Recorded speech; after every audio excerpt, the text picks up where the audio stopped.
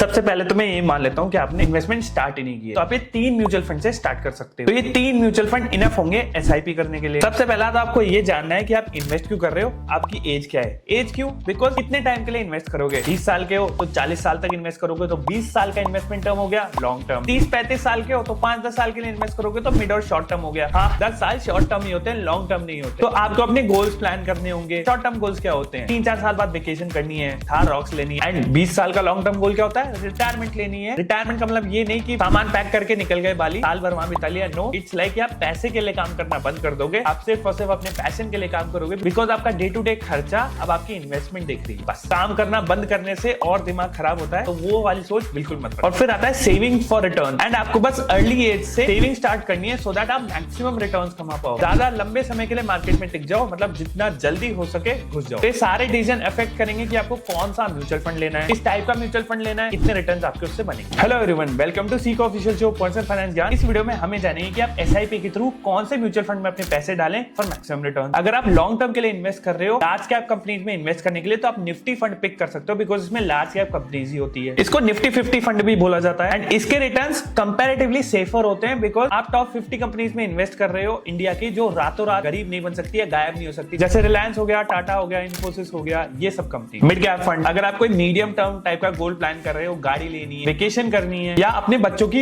Education fund करनी है आज से 5-10 साल में, तो इसको पिक कर सकते हो। इसमें रिटर्न्स कंपैरेटिवली थोड़े से रिस्की होते हैं, बट बनने के चांसेस ज्यादा होते हैं, बेटर होते हैं निफ्टी 50 फंड से। तो आप मिड टर्म में इसको पिक कर सकते हो। इस फंड में आती है भारत की 5,000 करोड़ से 20,000 करोड़ तक की वैल्यूएशन की कंपनी। स्मॉल कैप्स में आती है स्टार्टअप्स या 5,000 करोड़ से कम की कंपनी। ये रिस्की होती है, बट प्रॉफिट भी डबल देती है। आज के 5-10 सालों में फंड डबल ट्रिपल हुए हैं सिर्फ स्मॉल कैप्स के, बिकॉज में रिस्क तो हाई है, बट रिटर्न्स भी हाई। तो अगर आप क्विक गेन्स कमाना चाहते हो, उसके लिए small caps are better choice, because इसमें अनएक्सपेक्टेड रिटर्न्स भी बन सकते हैं। बट कॉशन, अनएक्सपेक्टेडली आपका पोर्टफोलियो वैल्यू गिर भी सकता है। तो अगर आप लॉन्ग टर्म में स्मॉल कैप को कन्वर्ट कर दोगे, पैसा बनने की गारंटी पूरी होती है। अपन एज के हिसाब से रिस्क और रिटर्न्स कंपेयर करते हैं। अगर आप 20 से 30 साल के हो, स्मॉल कैप फंड में इन्वेस्टमेंट कर सकते हो, क्योंकि 20 साल के लिए अगर इन्वेस्ट करोगे तो 60-70% रिटर्न्स दिए हैं एवरी ईयर कुछ म्यूचुअल फंड। तो आप अपना 70% पैसा स्मॉल कैप में लगा सकते हो, एंड बचा हुआ 30% निफ्टी 50 में लगा दो। अगर 30-40 आपकी एज है, तो आप ज्यादा रिस्क मत लो, आप सेफर इन्वेस्टमेंट ऑप्शन चूज कर सकते हो, दैट आर